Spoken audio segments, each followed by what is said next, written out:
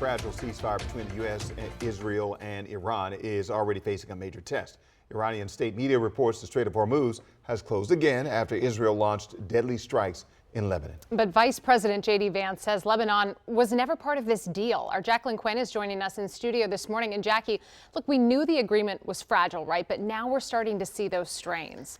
Simone, the biggest flashpoint this morning is that Strait of Hormuz. Iranian state media says it's closed. The White House says those reports are false. They've acknowledged, though, that it was at an earlier point closed. And adding fuel to this fire are retaliatory missile launches between Hezbollah and Israel this morning. And as we've been reporting, there is disagreement between Iran, Israel, and the U.S. over whether Lebanon was ever included in this current ceasefire deal.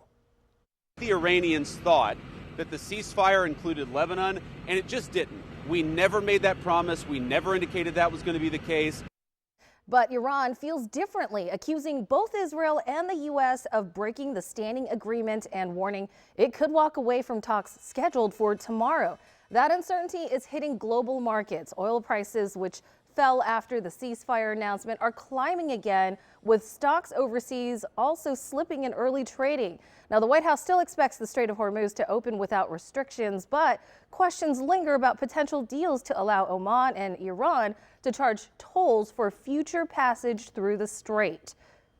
The joint venture is something that was proposed by the president, but he was very clear in his statement last night. He wants to see the strait reopened immediately without limitation.